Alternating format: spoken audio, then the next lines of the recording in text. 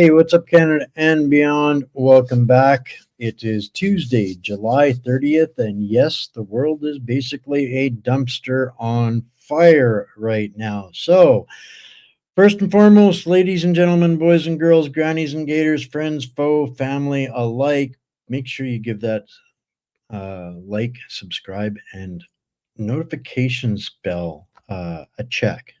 Most importantly, notifications are doing all kinds of stuff to intervene with the distribution. We can do the content, but they make it very difficult or challenging for it to be easy to access or easy to disseminate or easy to take part in. So I want to thank you guys all for joining us, taking part in being what is a community led effort by you guys, first and foremost, as always. So much gratitude to everybody that does take part and tunes in every single day. It's going to be fast and furious from the fire hose tonight. I'm a little bit off kilter, but it's for good reason, and it's bearing good fruit. And when I added the little tidbit in saying hello about friend and foe, I was thanking foes for doing what they do too, because as you know, I've alluded to over the last little while. I didn't talk about it an awful lot, but my whatsupcanada.org website had had more than 39,000, or was it 70,000? It was some astronomically ludicrous number of hack attempts, and they hadn't been able to gain control of my website, but they were able to stop it, to shut, to just stop it. I couldn't do anything. They couldn't do anything. So the site was compromised, but thanks to them and much effort from one of my closest allies in Paul, whatsupcanada.org has been rebuilt, restructured in a far more secure platform than even what it was. It's been simplified and made easier for people to find and to take part in. Very clean, just nothing but the meat and potatoes of what we are talking about here every single day, Monday to Friday at 6 p.m. Central. So, there's some new stuff here on the site as well. The library is there, but this was important to me to be able to plug in a direct connection to Substack, because that is where every day after I do a show, I publish all of the resources that I cover in the show that we're talking about. So here we are now with a new platform. Everything that you need is in here. Our partners that are helping us combat the deep state, their stuff is here as well. I encourage everybody to go and check those guys out. And lots going on. So thank you, bad guys, for making us better, making us stronger, and bringing us closer together. And this is in partnership with LGM.news, of course. The other place, this site, they've never been able to do anything with or mess anything up with. But this is where now that we've given it a rebuild and an upgrade, this is also a place where we can gather together some folks just like What's Up Canada that are covering different stuff. Good people that have earned the respect and the trust of the community out there at large, that are giving people the information that they need to make the best decisions possible, as always on lgm.news. And that takes us to developing partnerships with different things, with different initiatives. And one of those collaborations is here, this new program that we're just launching as a partnership with LGM.news and myself here at What's Up Canada and some of our partners. It's pretty straightforward. We're running out of runway to get organized amidst this insanity. They've got some even further insane things planned for us. And I hear this all the time. We need to get organized. We need to get organized. We need to get organized. Well, it's very challenging to find find out how, like we need to do something, but when you ask people what, they just don't know. They don't have an answer for that, or they're confused, or they're being led astray. So a bunch of us are coming together to collaborate, and starting with this Tactical Civics 101. How do we prepare best without, you know, without the noise and distraction and and insanity, by getting good people together. So this is where we're going to start this coming Saturday at noon Eastern. You'll find links to this as you go. This is going to be a regular staple feature. It's going to be free, of course, as always, like everything we do, but it's not going to be streamed or made publicly available. This is by attendance only, RSVP. Hit the join button, and all we're going to get is your email address and your name so that we know who is coming. All right, this is where we're getting started with some of this stuff. And from there, the community, this is kind of like a steering group. This is people that have like-minded and have got solutions, not just noise. All right, so now we're going to get into some of the dumpster fire that is going on around the world. But I promised yesterday that I would start with this article from Dr. Paul Alexander. He has been one of the most prolific and genuine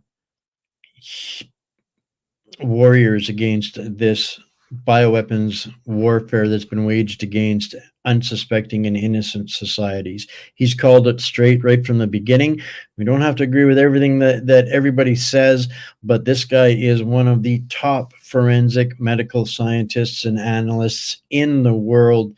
And this scamdemic destroyed his life and his life's work. And he has been one of the most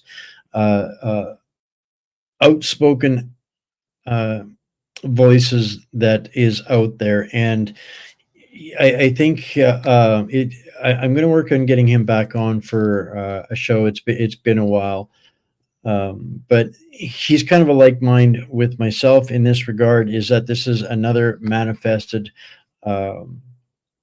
fake fraud, psyop, whatever you want to call it. They are going to be coming with the next wave of COVID. They're amping up for it, and it's going to become multi-pronged with this buzzard bug. But there's different reasons for this. They have different objectives with this, and we're going to have James Roguski on. I'm thinking Friday, most likely. Bryce isn't going to be around this Friday, so Bankers, Bandits, Bullion, and Bucks with Bryce is not going to be this coming Friday. He's going to get a week off, so I think we're going to schedule James Roguski in for that night. And he's going to talk to us about the WHO and the pandemic treaty and what they're getting out of this because of these fake events and setups. And we can't get lost in the distraction. Now, the biggest distinction that I see coming here with this, guys, is the jabs that they managed to get in us based on the COVID terrorism, which was what it was. And I'll give you guys a little bit more to corroborate that in just a minute, was designed to get us where they wanted us with that. But I don't think, in my estimation, I know that this this buzzard bug is not meant to terrorize us into getting more magical concoctions. This is a supply chain disruption. This is about interrupting the food supply. Without eggs and birds, we don't even have bread. And this is a critical part in understanding they're going after our food supply with the bird buzzard bug terrorism event, because that's literally what it is. This is more terrorism designed to destabilize our economies and our societies and inflict the most psychological damage and isolation that they can perpetrate to achieve their results. So tonight's not going to be a warm and fuzzy ride through the garden, folks. It's going to be a lot of negative stuff. But at the end of the day, I still am a firm believer that if we don't know what we're dealing with, we have no possibility of solution. So this is why I want to make sure that people at least have the best starting point to understanding the narrative wars and the terrorism porn, the rage porn. We need to get much clearer on deciphering those codes of warfare that are being waged upon all of our societies collectively. This isn't just Canada specific or U.S. specific. We all end up in the same hell if we don't get this together. And this is going to be one of the hardest parts for people to connect the dots on. This is by a lady named Catherine Watt. I've been studying and following her work for over a year now. She has a lot of very relevant evidence to prove that three very critical points that are still not being grasped is our nations are basically under control through various methodologies, whether you want to get into the different ways that they get to own politics, politicians, and governments. There's all different ways to do that, good, bad, and otherwise, but sooner or later they become captured. And in what we're seeing now around the world is the last gasps of the military industrial complex oligarchies that need war to survive. And the more we are able to communicate as a people, as a species of humanity, not hell bent on destruction for profits, the less likely we will need a military industrial complex to move forward. And this is why they are, desperate to maintain the gravy trains that they've got. These are generational entities and they don't want to give up what they've got. But we have to understand that this is intentional. I'm going to just go through the top 3 points here of what she's saying. And as always, guys, this will be in the Substack tomorrow. There are 3 things about the ongoing worldwide poisoning program conducted through jabs and immunization, quote unquote, that many readers of her work, Catherine's, and Sasha Latypova's work struggle to understand and accept. The infliction of deceptions, injuries, sterilizations, and deaths is intentional. At this point, thanks to people like Dennis Rancourt and some of those people, it is now becoming undeniable. But back to this, the harms are deliberately caused. Communicable disease and other public health emergencies, overpopulation, climate disruption are faked. Absolutely faked. 100% agree. Public officials have known and lied about fake public health emergencies for a very long time. Products described as preventatives and treatments are neither. These products are toxic and poisonous. Manufacturers and regulators know about the toxicity and have known and lied about it for a very long time. The damage is not accidental. The harms and injuries and deaths are not side effects. The U.S. military, including the Public Health Service branch of the U.S. military and other branches, organize and runs the programs, the cartels, the syndicates. Under current U.S. law, the deception, injury, and death programs are legal. They are beyond legal challenge and legally unstoppable because current U.S. law authorizes them. That is the point. The things people don't want or have the ability to grasp and understand. And I have this conversation quite often. Nobody wants to believe that our own governments would be capable of doing these kinds of things, yet they doesn't comprehend on them that our governments have taken part in doing these kinds of things for decades and decades in other countries. When it became impossible for them to do that, they must maintain the profit model. So in they go to the path of least resistance, which ultimately always will end up upon their own people. And this is where we're at. And we, as basic humans living by, with basic principles of dignity and social construct, cannot begin to fathom or understand or rationalize how evil evil can actually be. It's always beyond our comprehension. We are not wired that way. And this is why we are, as a species, susceptible to ever more devious types and forms of attack and abuse. And our governments have absolutely been making heyday on it to almost no end. And I think this is where the world is coming around to that end. Now, I'm going to be a little bit jumbled up here, perhaps, guys. See if I can find this without getting too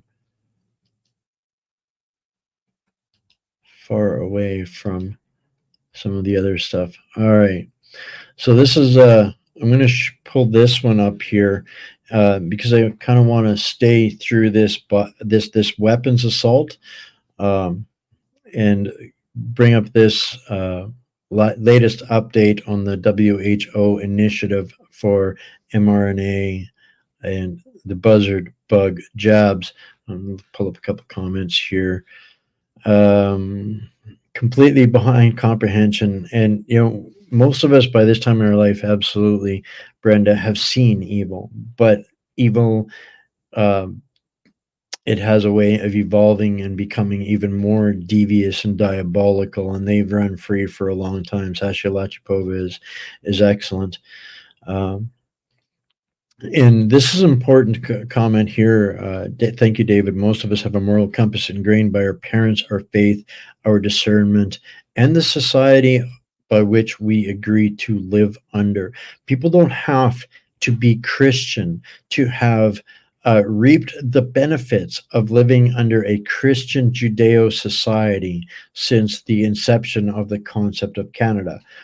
This is the distinction of our continent here between Canada and the U.S. is this a social construct under this Christian Judeo values principle and ethics, is the first in the world, and this is what we have reaped the benefit of, and our nations have become incredibly prosperous, and there are dark evil forces that are absolutely coming for that, and what makes us strong is exactly having this ingrained into us by our parents, our faith, and our discernment. And on that note, let's see if I can pull up no, later on. We're going to have a great discussion, great guest tomorrow. I'll close the show off with that one.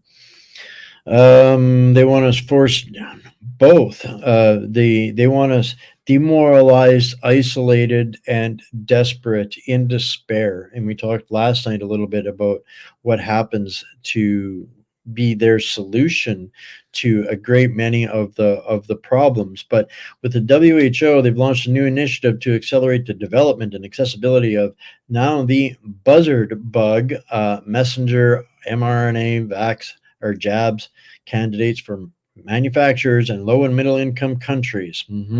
Experiment on the poor people first, right?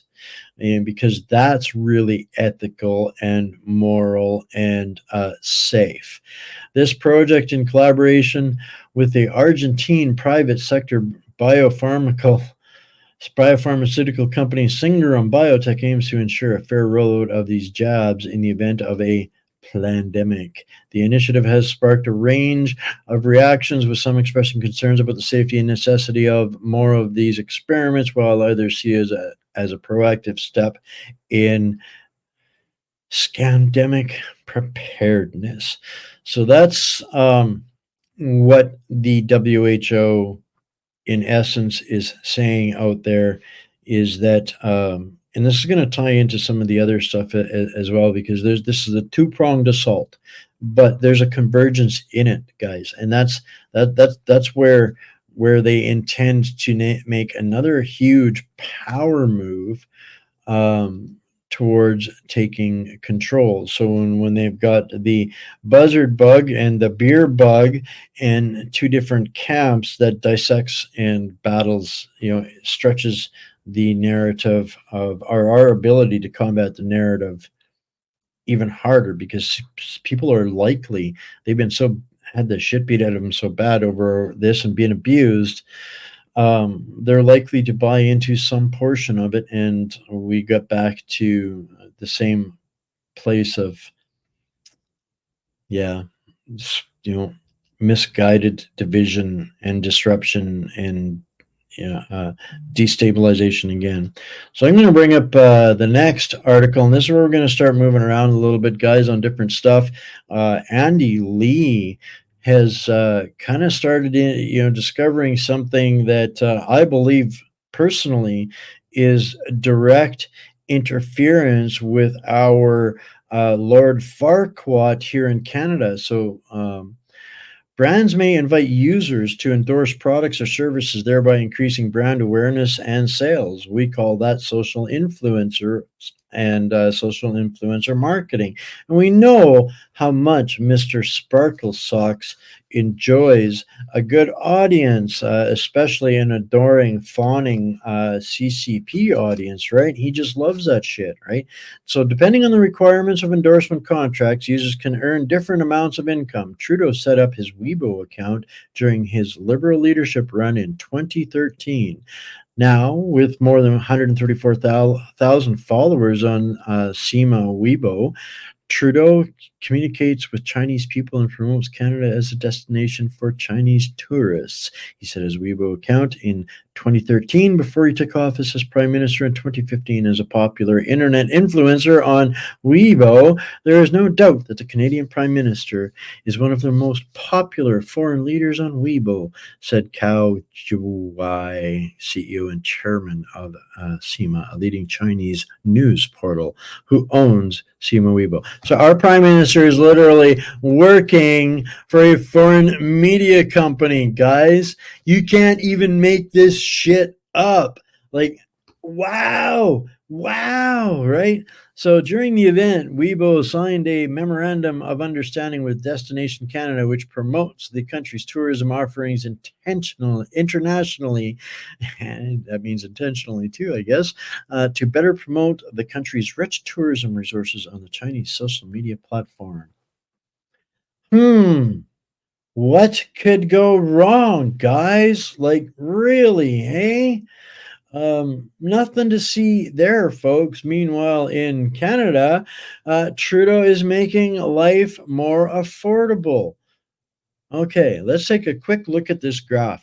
And so for those out there on the 4x2s, you'd be a little tough to read. I'll make sure that this is in the Substack again tomorrow. And once again, guys, give this a share, give this a thumbs up, please. This is every little bit of free assistance makes all the difference in the world.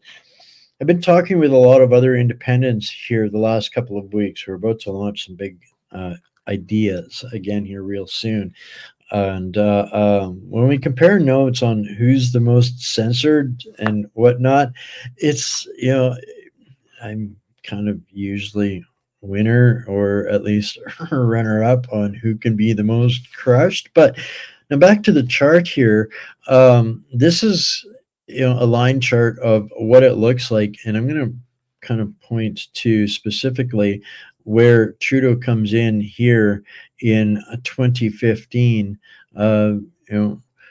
People spent about $17,000 a year on shelter, about $8,000 to $10,000 a year on food, and $3,000 to $3,500 a year on clothing, and 9 years later, people are still spending basically, well, they're spending less, or at about $2,500 a year on clothing, and they're spending about $12,000 a year on food. They're spending about $25,000 a year on shelter. But oh, wait a minute, taxes up there, right about $46,000 a year. So I don't think they can actually live up to the claim of they're making life more affordable. So that's meanwhile the dumpster fire, one of the dumpster fires that are burning here in Canada. And next up, on that note, I've got this video here from gov.exec, I think is what that means. But it's a new report showing Canadians pay more to tax than to food, housing, and clothing combined. But it didn't consider even inflation. The cost of a Big Mac was in 2000 was $2. Today it's 8. They've shrunk and quality is now worse. The Canadian dollar has lost more than 80% of its buying power in 25 years. Inflation is the most insidious tax there is, the debasement of our currency, 100%. I'm going to look at some of these comments when I pull the video up here and play this for everybody. Just make sure it's not muted. Okay, we should be good to go.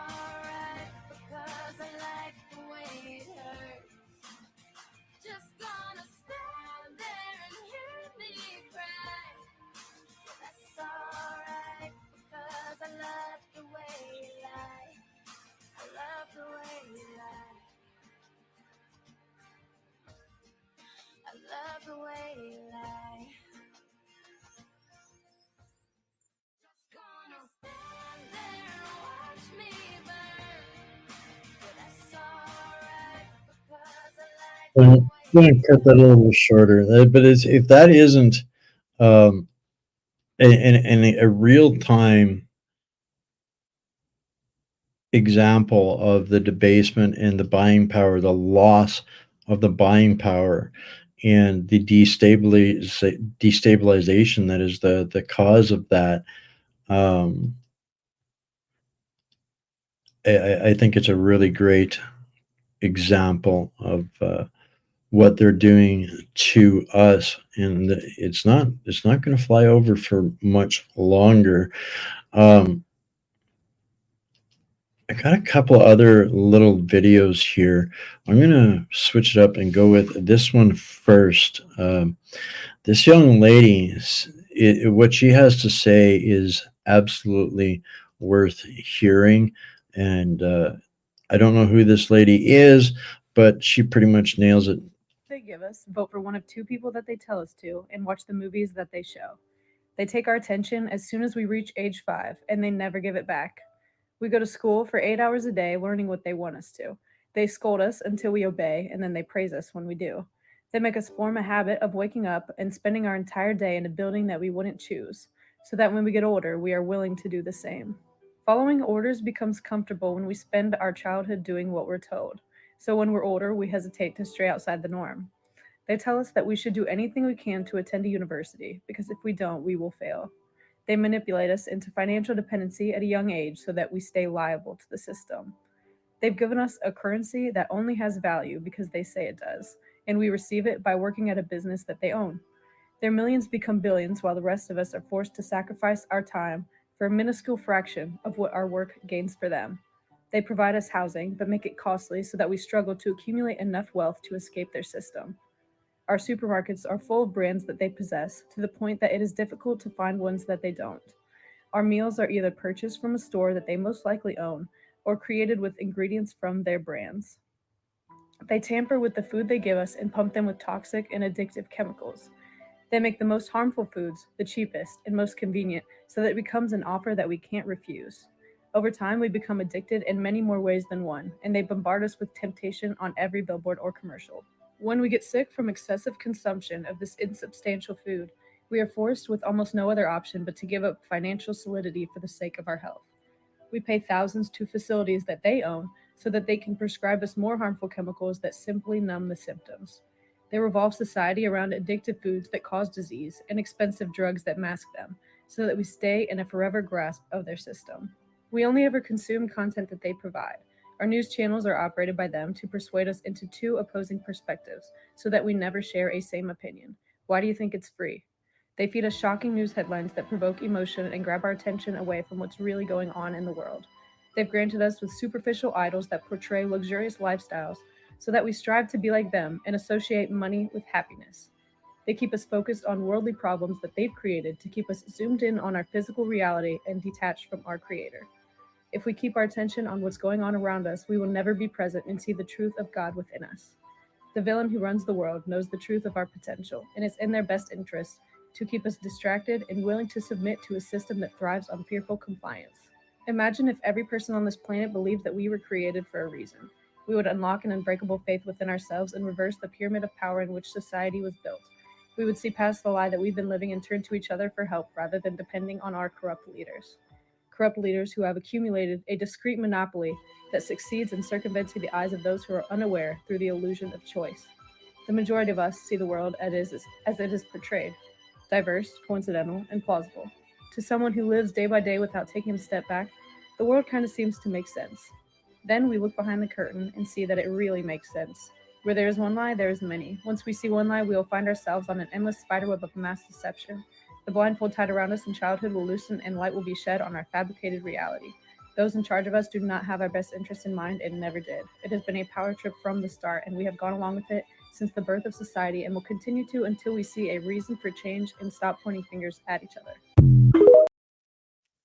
To me, that was incredibly inspiring and almost um, somebody so young and so wise at this point gives me inspiration.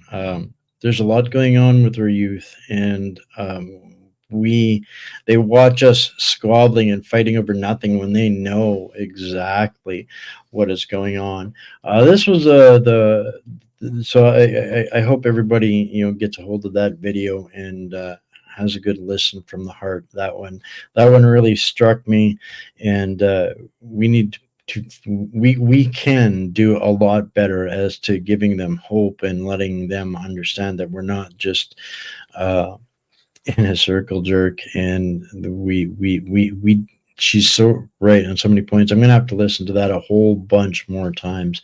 This is one I was looking for a little bit earlier while we were on the buzzard bug, and I was talking about how they're going to continue to come at us with this. This was today, on Ryan Garrettson's page, um, from Global News, the beer bug hits the Paris Olympics. Athletes forced to withdraw and mask up. Imagine that, right? In the biggest gathering of swamp creatures in recent history. That's where they're going to establish and find all of the Kool-Aid drinkers to make this the next event. And I hope that isn't where they take advantage of the gathering of masses of numbers of people like they did at the military games in China in October of 2019, if y'all remember what I was talking about with that. So this, the next one up, and we're going to be skipping around an awful lot here, guys. I got a lot to cover, and I hope you guys get subbed on Substack down below there so that you guys can get all of the links and any of the specifics that you want out of this. So out of this show. So we're going to listen to this post on Ryan Garrettson's page. Again, this post is originally from Wide Awake Media, which posts a lot of really great material. So The Heartland Institute first started to address global warming back in 1993. And back in 1993, we identified that as the mother of all environmental scare tactics. The environmentalists, the left actually, not environmentalists, groups on the left, understood that if you can control energy, you can control human beings. And that's what it was all about. This was a search for a scientific justification for a political agenda that was set well back in the 1960s and the 1970s. Of course, it goes back to the 1930s, and it goes back probably to the dawn of human civilization. But the whole idea is control energy. And that became a political force under a guy named Maurice Strong. Again, another Canadian exported suit and tie capital crime. And if, in fact, the combustion of fossil fuels is having a dangerous impact on climate, you have a recipe for controlling all use of fossil fuels. That's 80-90% of all the energy. If you can control that and shut it down, you can shut down the engines of the world. And that is no less than what the environmental movement wants to do and has been trying to do now, going on 30 years on the global warming debate. So that is in a nutshell exactly what they're talking about. And I got another one to throw a little fuel on the fire of that. That's basically the confirmation. I should have played these in opposite order, but hey, it was a busy day getting the What's Up Canada site back up and launched today with a bunch of new tools. 100%. Where is this comment here? Maurice Strong involved with WWF along with Henry Kissinger and Klaus Schwab. 100%, as well as the Aga Khan. The Maurice Strong was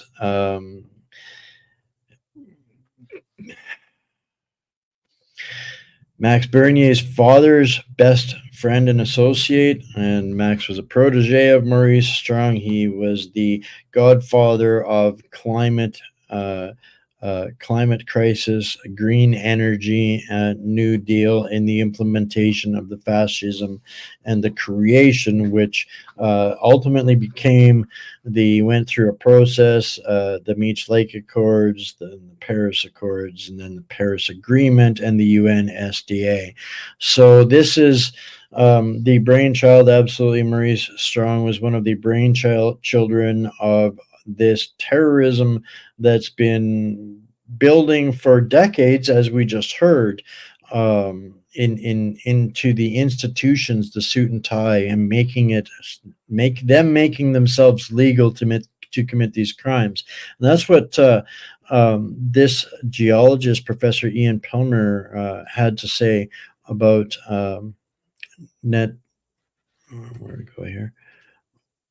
about net zero, that unelected elites have created a mechanism whereby they can control the average person. This is a new global religion of the socialists in Western countries who are trying to have power over us. This is one of the reasons I fight this very hard. The science that they're using is demonstrably wrong, and they are using the science to crush an economy, to take away people's freedoms, and to have a society where people are incapable of having any criticism. Otherwise, they'll be called, as I have been called many times, a climate denier. I'm going to play this 2-minute, 21-second clip, and we'll talk about it. What is the, rationale or reason behind this energy transition, in your opinion? I think it's power. I think it's got nothing to do with the environment, because why would we build wind turbines and solar panels and just destroy wildlife and the environment with these? That's got nothing to do with the environment. It's got nothing to do with being green. It's got nothing to do with helping poor people have cheap, reliable electricity. We've had reliable grids and reliable coal-fired and nuclear electricity for a long period of time. So I don't think it's got anything to do with the environment. I don't think it's got anything to do with looking after your fellow man. I think it's where unelected elites have seen a mechanism whereby they can make a huge amount of money and where they can control the average person, yet they don't have to face an election. So this is part of the cancer that we see within the Western world. This is part of the residual religion that we have in the Western world, where we have sin, where we can have redemption for this sin, where we can buy indulgences, where we can have a holy book, which is the IPCC records, which are nearly 5,000 pages long each time they put out a report. And like all holy books, no one reads it. This is the new global religion of the socialists in Western countries who are trying to have power over us. And this is all about freedom. This is one of the reasons I fight this very hard. The science that they're using is demonstrably wrong, and they are using this science to crush an economy, to take away people's freedoms, and to have a society where people are incapable of having any criticism. Otherwise, they'll be called, as I have been many times, a climate denier. Now, I'm quite happy to have people give me any name, but you must argue the facts with me. Don't use a label to try to keep me quiet. And so the whole movement is one of taking away your freedoms, taking away your money, of having power and never having to face an election. What is the 100% on exactly what he said. They use fear, terrorism, intimidation, collusion, coercion, and 100% it is premeditated murder of the world's poorest. Our nation, all nations thrive on an abundance of energy and food. And these are the exact things that they are using to strip away our ability to even survive, let alone thrive. So this is a hybrid warfare pseudoscience joke that can be looked at through a lot of different labels, because it's got tenets of each: Marxism, communism, fascism, cult, religion. They have covered a lot of their bases in this warfare this unrestricted warfare that they've been waging on us, in psychological, abusive, by every definition of the term. It's all of those things. And I'm going to be doing some skipping around the globe to finish off with here tonight. I got a bunch of stuff, but at the end of the day, there are heads that are prevailing. So I'm going to swing over to this clip, which is kind of good news, where Air New Zealand ditches climate targets when woke virtue signaling meets engineering and economics. Any airline executive that cowardly continues to appease the net zero scam should just resign. They pulled the plug on its climate targets, saying the resources needed to meet them are unaffordable and unavailable. It is said the new aircraft and alternative jet fuels were hard to get and are expensive. Again, another way of crushing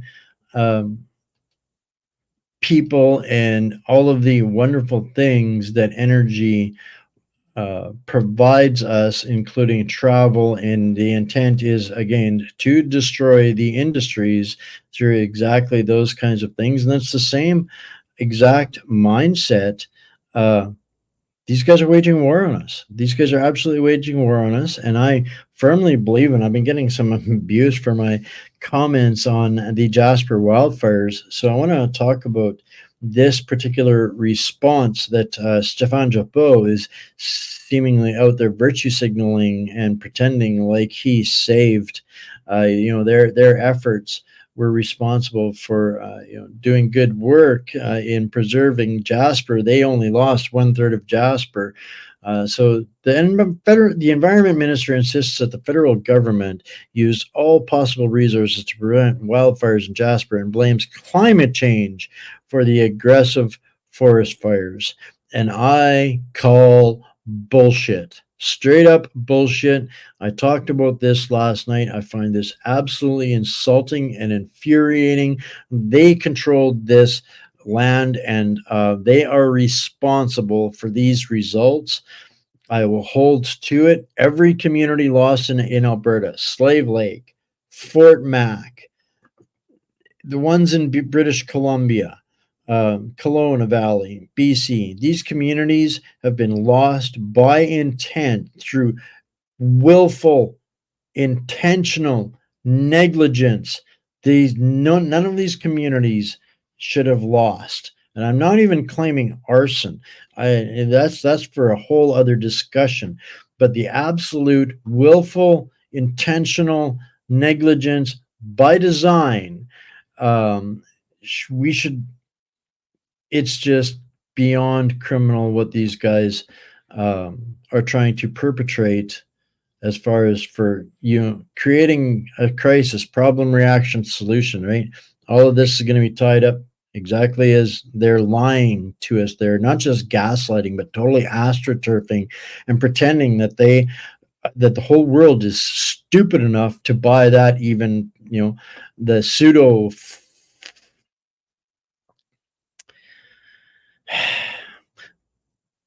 the king, quote unquote, has chimed in on we have to do more to prevent this kind of stuff from being lost due to climate change. But I digress. Got about 10 minutes left here, and I'm going to do some skipping around the world and some of the insanity that goes along with it, in the dumpster fire of chaos that is literally the deep state coming apart at the seams on all four corners of the planet. But in Venezuela, there's a lot going on right now. There's some really violent stuff, it seems.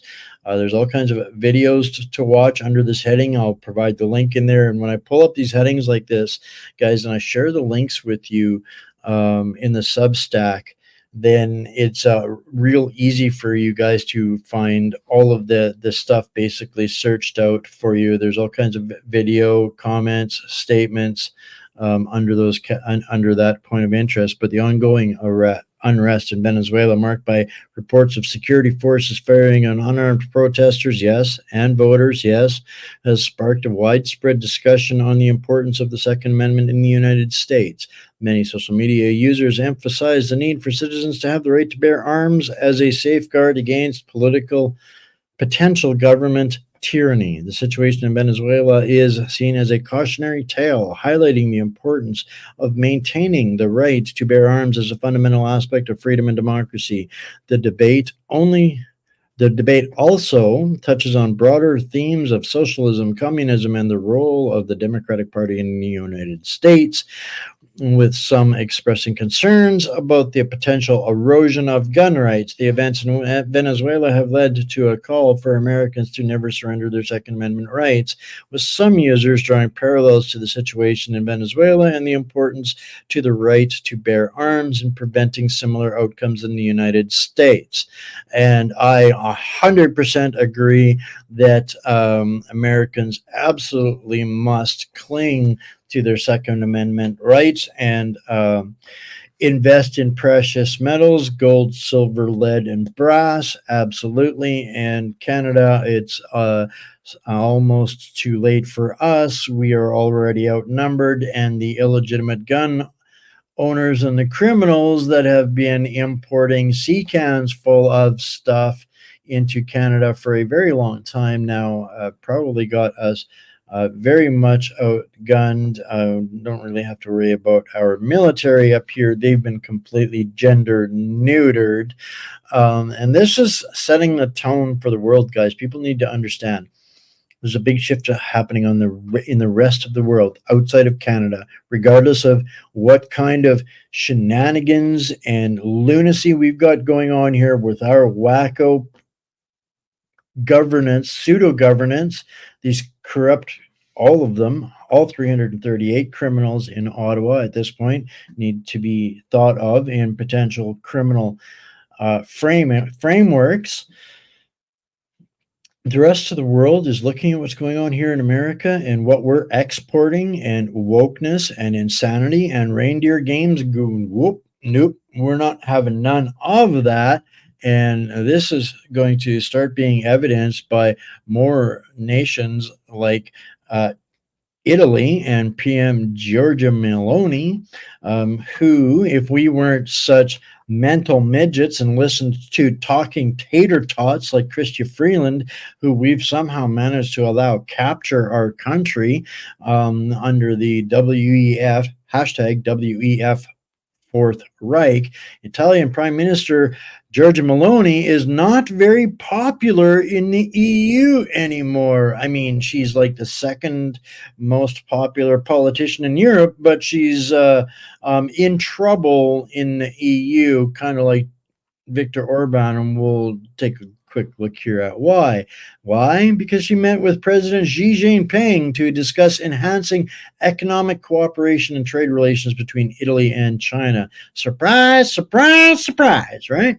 Meloni emphasized the need for a balanced and mutual beneficial relationship, advocating for certain rules to rebalance trade. She also highlighted Italy's role in facilitating better trade relations between China and the European Union. So they're already looking at her as how she's going to bring trade and commerce to the European Union, and she's kind of looking at over her shoulders at the rest of them while doing so, right?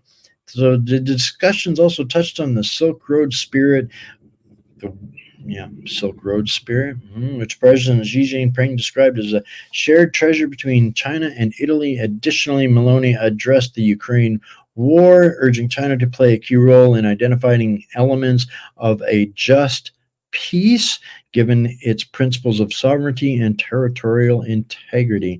So this has triggered Ursula von der Leyen in the EU, and she's really upset at Georgia now, and this is brewing up some demands for some of these countries to be stricken from the European Union because they're not towing the Stasi line Ursula is laying down, and Victor is one of them. And this was a real good clip. We talked about how diversity last night was not our strength. Thanks, David. Loved Gomer Pyle when I was a kid, right? So this we're going to hear from Viktor Orbán, and take this one to heart. Nincs az a pénz, ami ide migránsokat engedjünk be. És nincs az a pénz, amiért mi LMBTQ aktivisták kezére adnánk a gyerekeinket, vagy az unokáinkat. Az lehetetlen.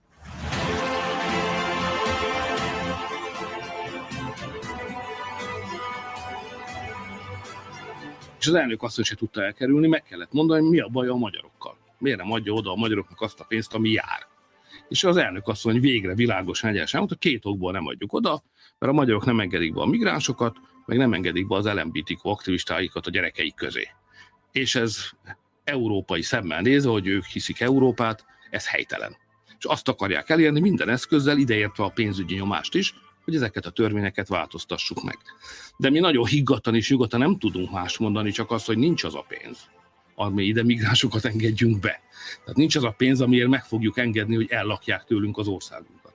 Nincs az a pénz, amiért olyan állapotokat megengedünk, mint amit látunk a nyugat-európai államokban. Terrorveszély, bűncselekmények, sorolhatnám tovább. Párhuzamos társadalom.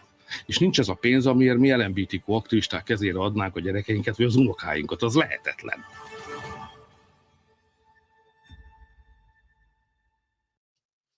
And this is why the real reason behind why they're willing to do it again. They're going to attempt to destroy Hungary because a politician represents his people and says no migration, no mass migration, and no alphabet soup going after our kids. Two reasons to these psychopathic maniacs that have captured control of our governments. We didn't elect them. We didn't ask for them. We didn't vote for a single damn one of them. Just like the Hungarian people did not vote or ask for Ursula von der Leyen. And they're going to destroy Hungary because of those two reasons. Guys, we have to understand how committed they are to destroying us. And the mechanisms that they're doing this with. So I'm going to bring up, next up is a young fella named Mocha Bezirgan. Forgive me, Mocha.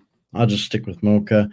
This young man has been taking the bull by the horns, and I absolutely encourage everybody to go in and support this young gentleman, because he is showing Canadians how dangerous this mass migration and this collusion of infiltration and selling out of our country by our leaders. The Khalistanis have been meddling and interfering in Canadian elections through Canadian politicians for a very, very, very long time. No party's exempt from their influence. And they are now moving a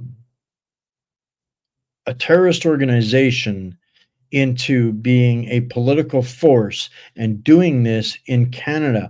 And they are to the point where they are literally flying planes with banners calling for kill Modi politics.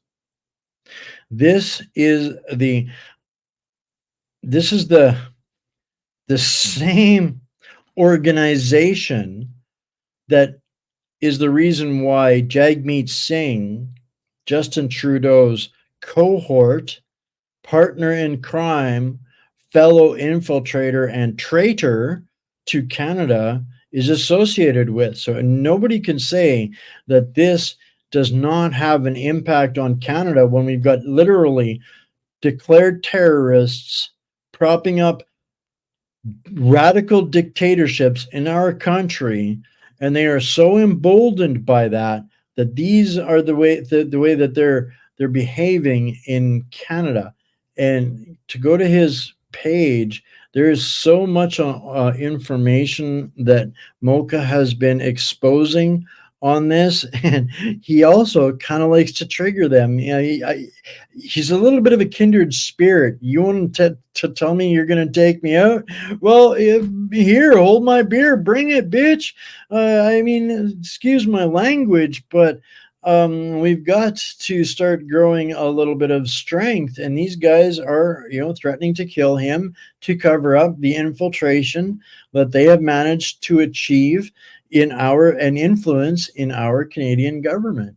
And so I'm going to pull up this next one, which is talking about this event in Calgary, where they're literally trying to hold a referendum in Calgary. So we've got foreign politics through terrorist organizations being organized, legitimized, and supported by the city of Calgary. You cannot make this shit up anywhere else except here in Canada. And unfortunately, for a city that I used to love, Calgary, Alberta, I would be afraid to go there now, because my mouth would probably meet with somebody wielding a machete, right? So I'm going to read this out for the 4x2s out there. Exactly. I'm going to pull up a couple of these guys. 100% Mocha is an amazing, fearless truth teller. I've watched him blossom over the past year, 100%, and that's what I love about him the most. And in such a short period of time, he brings such incredible receipts to what he is reporting.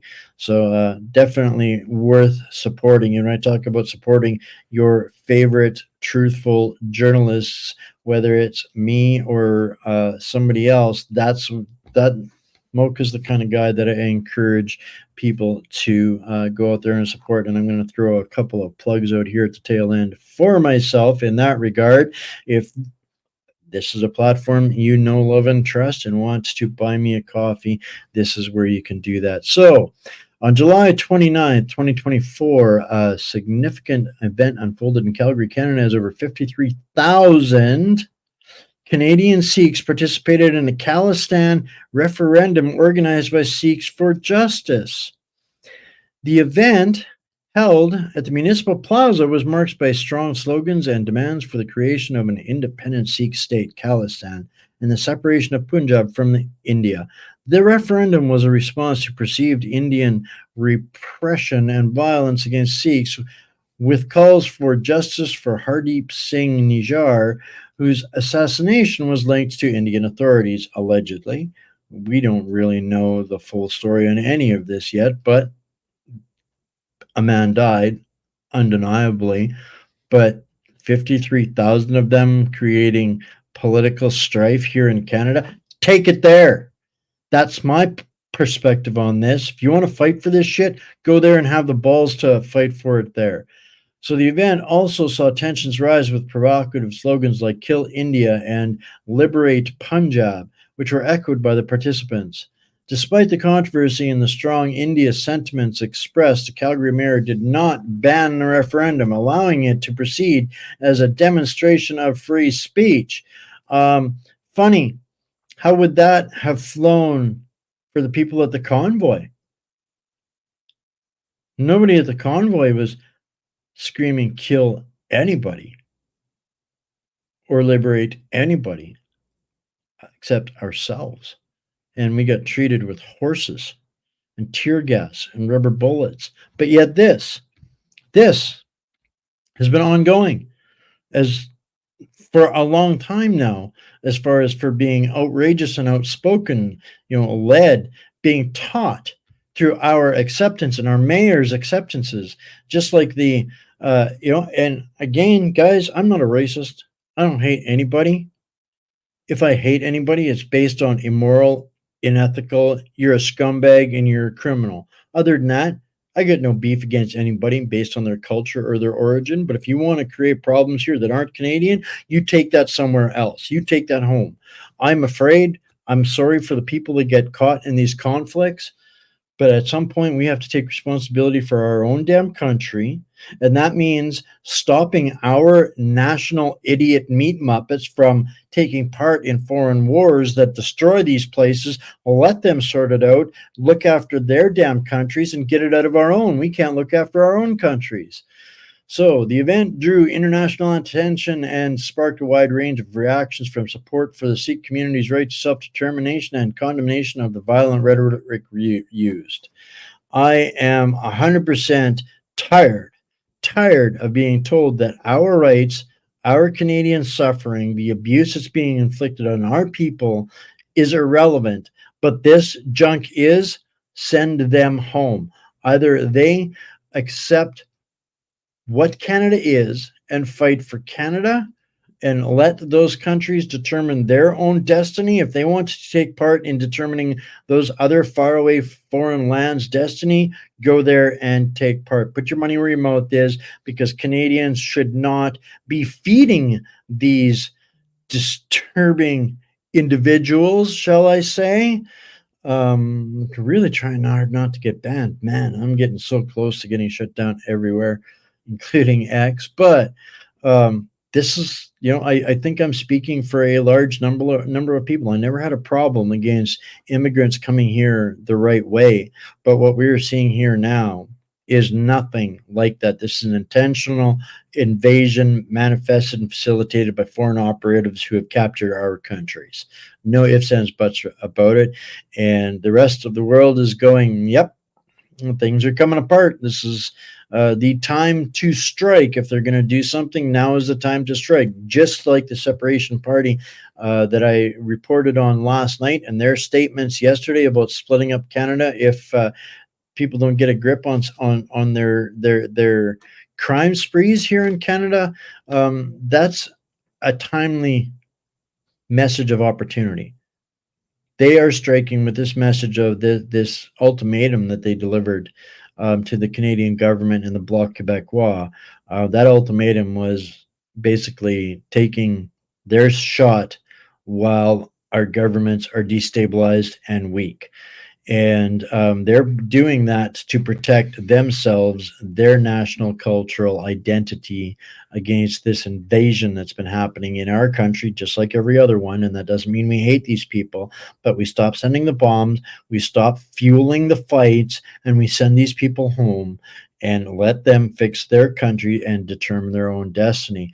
And when it comes to the weakness and the impact, how the rest of the world sees us, this is where we're getting into the danger zone, folks. I didn't believe that Ukraine would be the ignition of World War III, but our own weakness and the manipulation that our foreign policies have engaged in for too long now, the progressive left has left such a void and created such a shitstorm in so many places that now we also have former members of groups like NATO, i.e., Turkey, that are lashing out with incredibly sharp threats and statements. And this is important for us to understand what might be going on in the Middle East. This is where things are starting to get out of hand, going sideways like a rocket sled on rails. So this was updated 9 hours ago. Turkish President Erdogan has strongly criticized Israel's actions in Gaza, comparing them to Hitler's atrocities and labeling Gaza as the world's largest extermination camp. Erdogan has threatened to send Turkish forces to Lebanon if Israel invades, questioning Israel's membership in NATO. So here we've got NATO states threatening to go to war with each other, i.e. Israel and Turkey, over Lebanon. The comments come amid ongoing Israeli military actions in Gaza, which have resulted in civilian casualties and widespread destruction. Erdogan's remarks have sparked a debate on social media, with some users calling for a boycott of Israeli products in support of the Palestine cause. The Palestine cause is the repercussions or the ripple effects of decades of abuse and psychological abuse. They have been manufactured. It's a manufactured state. It's a manufactured terrorist organization that controls the government. There's no right, wrong, or otherwise about this. And at the end of the day, this fight shouldn't be fought here in Canada. That should be left to the people in the region. If people want to fight for Palestine, go to Palestine and fight for Palestine. But here's what's going to happen.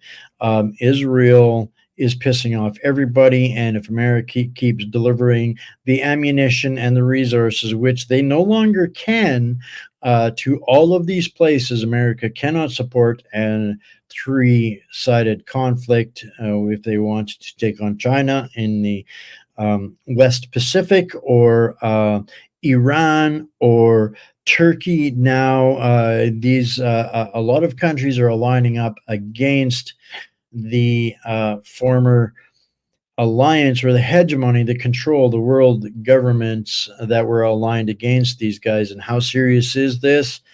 Potential escalation of conflict over there. The UK Foreign Office, along with other Western governments, including the US and Canada, has issued urgent calls for their citizens to leave Lebanon immediately due to escalating tensions and a volatile situation. The UK Foreign Secretary David Lammy has reiterated the message, urging British nationals to leave Lebanon as soon as possible. Airlines have canceled flights to Beirut, and several countries have issued travel warnings and advisories against travel to Lebanon. The situation is described as unpredictable and potentially dangerous, prompting these urgent calls for evacuation. So that, I think, guys, is pretty serious escalation when they're telling for diplomats to get the get out, just straight up get out. And I think this is basically the last story that I wanted to cover tonight. And wow, it's been nope, I do have one more quick one after this next one. The Bank of Canada's report on the immigration impact. The Bank of Canada has released a report indicating that the recent influx of 2.3 million migrants or immigrants is contributing to rising home prices, increased spending, and heightened inflation in Canada. We covered a lot of this before, but this is the actual report. You guys will be able to find a whole bunch on that in this link that will again be in the Substack tomorrow. And this is going to be the last story of the night, guys. Some good news to top this all off. This is huge.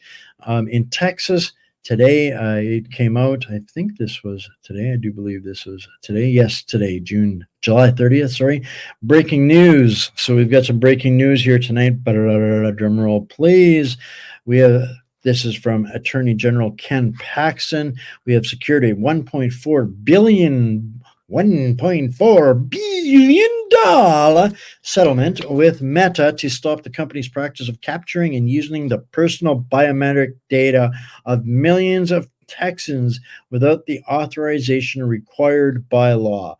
They've been using pseudo law to harvest your biometric information, and Texas has just struck this down and received a settlement. This settlement is the largest ever obtained from an action brought by a single state and the largest privacy settlement an attorney general has ever obtained. This serves as a warning to any companies engaged in practices that violate Texans' privacy rights. Now, 51 more to go, and 10 provinces and territories, and I think that Facebook should be close to finally being able to be on par with compensating versus the information that they have stolen from all of us. They turn our biometric information into product. That is what they sell, or pardon me, into profit. That is what they sell to all of the advertisers that bombard us with all of the narrative, all of the goop, all of the insanity, the nonsense, the propaganda, the programming, all of the evil that these guys are engaged in. They do it tailor-made based on the information that Meta and Facebook and us, because we've been complying and not leaving there to keep them going. So we've become the commodity through biometric data. So that's the last story of the night, guys. Final shout out, if this platform is one that you find value in and would like to stay in the fight, it is getting more critical than ever, just because we can't reach as many people. So by sheer volume, we don't get nearly as much financial support as it takes to stay in this fight. So I'm doing the best I can, adapting, improvising, and overcoming, and trying to stay ahead of the wolf at the door and the food goblins and the Ottawa goblins. So this is how you can best help me out down below. And yeah, that's it for the show. One more thing. I'm going to give everybody a quick look at tomorrow night's guest, somebody that is a little overdue to come on and have a discussion with myself and you guys out here. Megs from Megs Americans. America is he is genuine, solid people. I've known him for years. I call him a friend and an associate and an ally and a contemporary. And he was in Butler when the event with Mr. Trump occurred. Him and his wife were there, Faith. And they're going to come on and talk to us on Wednesday, and all of us. And I hope you guys join us on tomorrow. And give him a little bit of support. He's going to get his platform, his podcast, plugged back in on LGM now that we've finished the rebuild. So yeah, I hope you guys all show up tomorrow at 6 o'clock Central and give Mags and his wife Faith the warm reception that they deserve. And they've sacrificed a lot to keep doing what they do, similar to what I do up here. And I know you guys are going to love them both. So on that note, I love you all. Stay mighty, my fellow Canadians, fellow patriots, friends, neighbors, family, and hostages. We will see everyone same time, same place tomorrow.